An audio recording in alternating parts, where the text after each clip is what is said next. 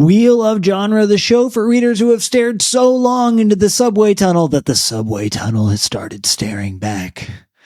Right now, we are reading every short story in Ann and Jeff VanderMeer's The Weird Anthology, including this one, Robert Barbour Johnson's Far Below. I'm Zach, and this week I am, I'm really interested in pedigree. This is supposed to be, voted by readers, the greatest story from Weird Tales magazine. So, cool. I thought you meant the pedigree of a mole man. I was like, okay, we're talking now. I'm really interested in, I guess, becoming the urban legend or becoming the thing that you say is cosmic horror, the thing that is too terrifying. This is a great, I really enjoyed this story. I think it's a bit nuts. I think it's very funny, but I really liked the style that Robert, I can't even say my own name, Zach, that's terrible. Robert Barbour Johnson writes. I think the style is quite funny. It's horrifying in a way, while also being constantly funny. I think that's hard to do.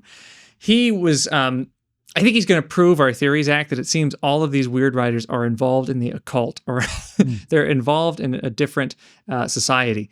So I cannot find much about him. Like, all I could find was pretty much from the VanderMeers and from Wikipedia. Like, if anyone else can find anything about Johnson, that would be great. But what I could find is that he trained animals. He was going to join a traveling circus. He even trained his cats, which he had perform in the 1956 West Coast Science Fiction Conference. While that is not a cult, it's adorable and weird. And he wanted to join the circus, but then the Great Depression hit. He moved to San Francisco and became friends with a few people we've read before, like Clark Ashton Smith. But he also became close friends with Anton LaVey. Cool. Yeah. So, famed Satanist. He later joins the Fortean Society, which we've run into before, by Charles Fort, looking at different unexplained phenomenon, cataloging them, and I think especially eventually focusing on telekinesis and telepathy. So trying to find these phenomena and trying to find out finding the truth that is out there, Zach. He's not the first person we've read who was involved in the Fortean Society. Unfortunately, I can't remember who the other one was, but I think I'm in general a little bit more, I think my heart softens to those authors who are like really involved in the occult, just because I feel like, let's see what kind of weird fiction you cooked up for us, I think that ultimately that's okay if we don't know too much about this author, because I think that the most important thing for us is that readers in 1953 voted this story as the best story ever published in Weird Tales magazine, which I think really raises the stakes for this. And I feel like I'm not ready to evaluate their choice. I just want to put that out there as I ask you, what happened in this story? Okay, so we have someone coming to interview, or at least talk to someone who works for the NYPD. We're under New York, but in New York, little do people know there are these strange creatures which this small group is keeping us safe from. Now, they live underground. The guy who is the in charge there used to work for the museum, and he was called in once when something came out of the ground, and they said, "Is this an ape? What is this?" And so he is the expert in apes at the museum. He's a scientist. He did an autopsy and found out, no, this is something like we've never seen before, and it's much more similar to a mole, a giant mole. I always thought it was Lord Kinboat living in the center of the earth, but apparently it's Mole Man, Zach. So he does this, and now he narrates to us all of these systems that they have in place. So they have microphones all around, all down in the subways and in other tunnels, because these things seem to come up and they scare people, especially people using the subways. Sometimes they attack. They have captured some, they have killed many, but it seems that there is something, he at one time calls them like cosmic horror. They're so cosmically horrible. They are terrifying, and the people that work for this little group go insane. Yeah, so there's this revelation that happens where it's like, we come to recognize that this person he's working with, one of his coworkers in this kind of like secret anti-Moleman society, is himself slowly becoming one of them. So there's this kind of like gleeful urge to violence that he's describing to him as, his face, and, he looks at his face and body in a new light, and he's like, oh my God, you're becoming one of them.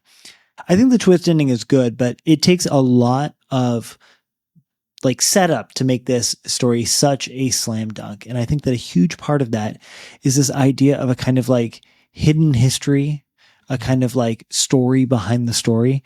And we get all of these things like, oh, why did the Dutch sell Manhattan for so cheap? Oh, well, actually the real story is because these mole men are living underneath it. Or, they're talking about like Native American burial practices, and actually it was to keep out the mole men, and how we see these things all over the world. And actually it's a hidden driver behind many of like, ancient human cultures, practices, and beliefs. It's the hidden presence of these people.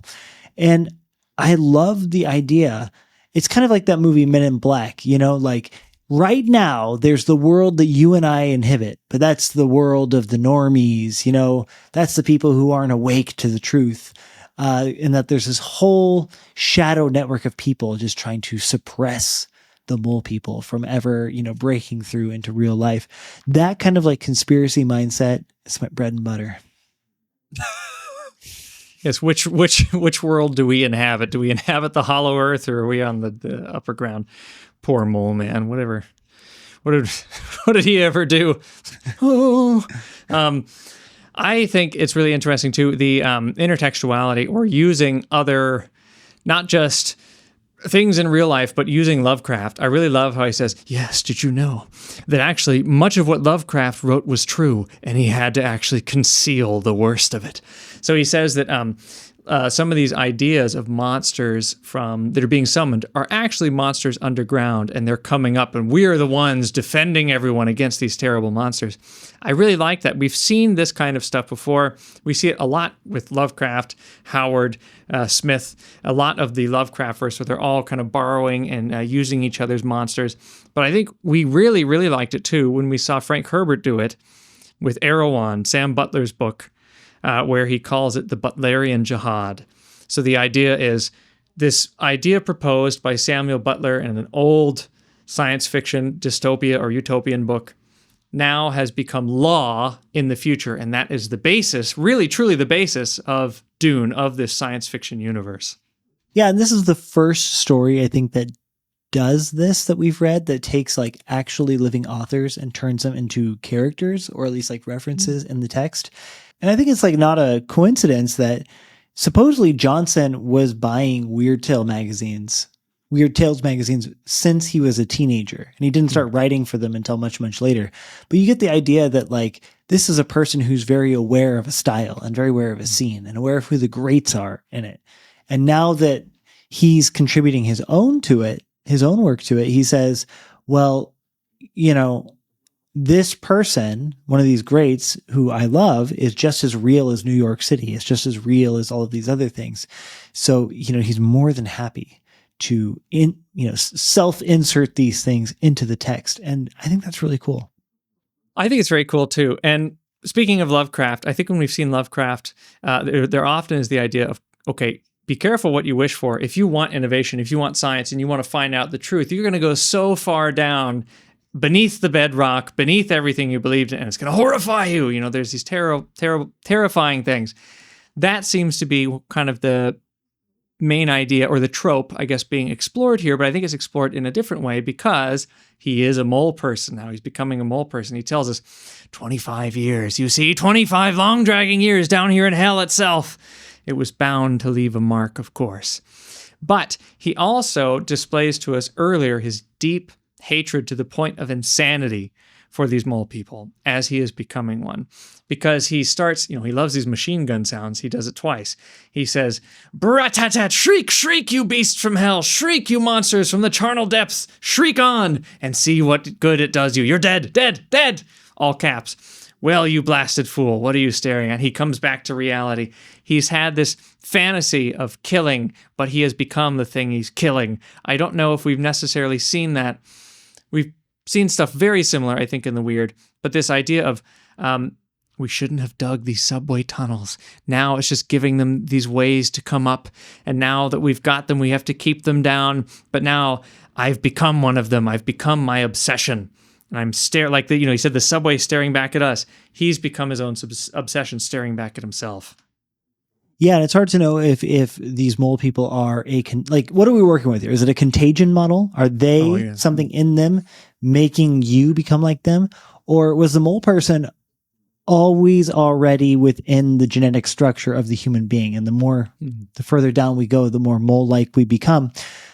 I think that the real lesson of the twist ending here, that they are us and we are them, is that it reframes everything before it. The kind of like the need to, exterminate all of them, the kill on sight mentality, because it goes to show that like, okay, who are we really fighting? What's really going on here? We're actually all one. And it's possible that these actions of destroying them are furthering along the transformation into one of them. We don't know what the mechanic is, but the twist really calls into question everything you've been led to believe coming up to it. And, this is part of what I found so troubling about a lot of the reviews and like reader responses to this I saw, was that it felt like people were completely ignoring the twist, and everyone was just critiquing the idea that there was, a subterranean group of creatures or people, subspecies that needed to be exterminated. But like, that's not what he's arguing. It was always inherently within the twist that this is wrong. I don't know. I just got that bone to pick. Sometimes I read reviews and I'm just like, guys, did we read the same story? I wonder too, is it like H.G. Wells' The Time Machine, where you have two groups always at war? It feels like these people think that they've got everything under control, but they really do not. And it feels like when you have the Morlocks and the other Eloy, yes, or something? Yeah. I think so. Yes. When you have those two going to war, always trying to kill each other, it seems like, have these people become the evil ones in doing what they're doing? And are they really so much in control as they think they are? I think that feels very Lovecraftian, feels very weird too. I think it might be, as a reader in 2025, it might be a little bit harder to like judge this story on its originality, just because this idea has been explored so many times. You know what I mean? Like, obviously, like you said, H.G. Wells' The Time Machine, but also the Mole Man movie coming out, or the Mole People movie coming out in the 1950s.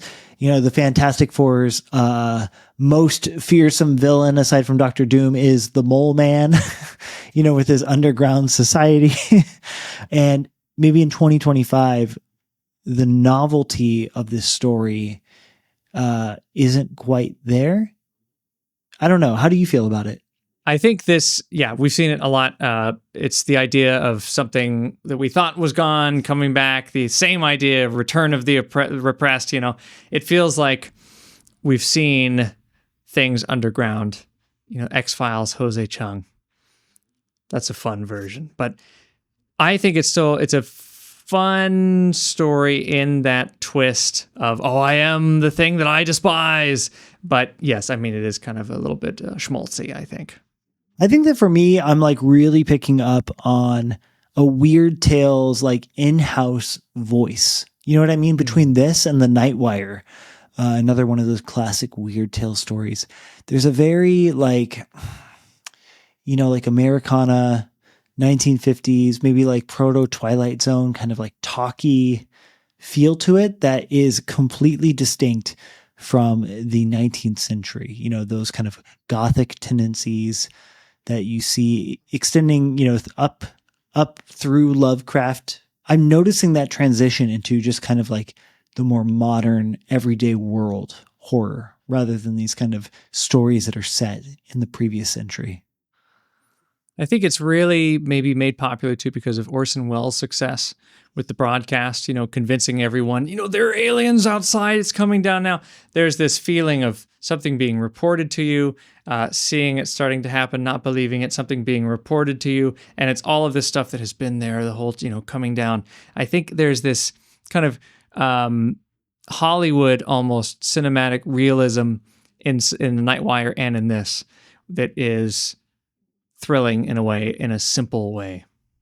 Let's keep track of this because obviously not every Weird Tales story has this, but it does seem like of the ones which are most beloved, this is a factor there, that kind of stylistic factor. So as we move further through Weird Tales stories in this weird fiction anthology, let's just keep a pin on this one. All right. I'll talk to you later, Bob. Talk to you later, Zach.